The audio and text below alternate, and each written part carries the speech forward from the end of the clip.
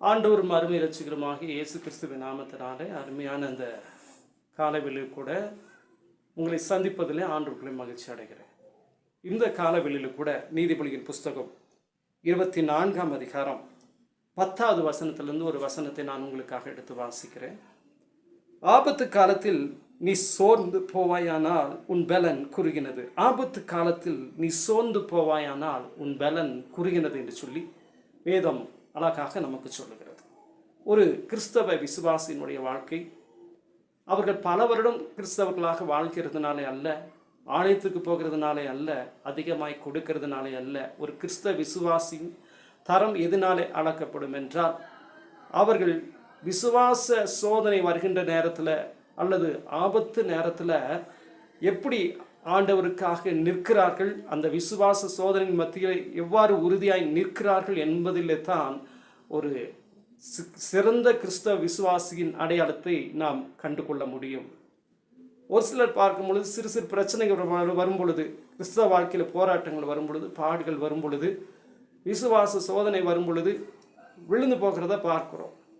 விழுந்து விழுந்து எழுகிற நிலை, ஆண்டவரை விட்டு மறுதளித்து போகிற நிலை, பல காரியங்கள் நாம் பார்க்கிறோம். ஒரு தரமான கிறிஸ்தவ விசுவாசி எப்படி அவனுடைய ஆவிக்குரிய தரத்தை அறிந்து கொள்ள முடியும் என்றால், அவன் ஆபத்து நேரத்தில், விசுவாச நேரத்தில் கர்த்தருக்கு சாட்சியாக தன்னை நிரூபித்து காண்பிப்பதனாலே அவன் தன்னை நல்ல விசுவாசி என்று சொல்லி நிரூபிக்கிறான். அப்போஸ்தலனாகிய பவுலும் கூட தீமோத்தேயுக்கு எழுதும் பொழுது, ஊழியத்தை செய்கிறவர்கள் உபதேசக்காரர்கள் எப்படி இருக்க வேண்டும் என்று சொல்லி பார்க்கும்போது, அவர்கள் முதலாவது அவர்கள் சோதிக்கப்பட வேண்டும் என்று சொல்லி அழகாக அவர் எழுதுகிறத பார்க்கிறோம்.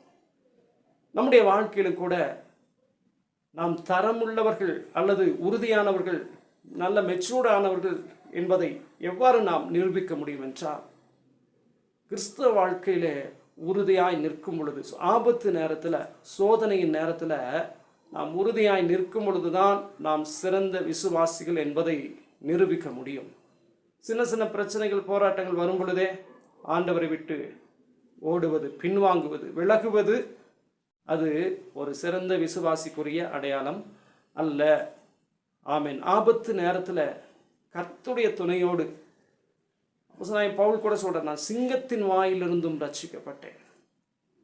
பல சோதனைகள் வரலாம், சிங்கத்தை போன்று சாத்தான் எழும்பி வரலாம், பல பிரச்சனைகள் எழும்பி வரலாம், போராட்டங்கள் எழும்பி வரலாம், நாம் மீள முடியாதபடிக்கு துயரங்கள் எழும்பி வரலாம். ஆனால் அப்படிப்பட்ட சோதனையின்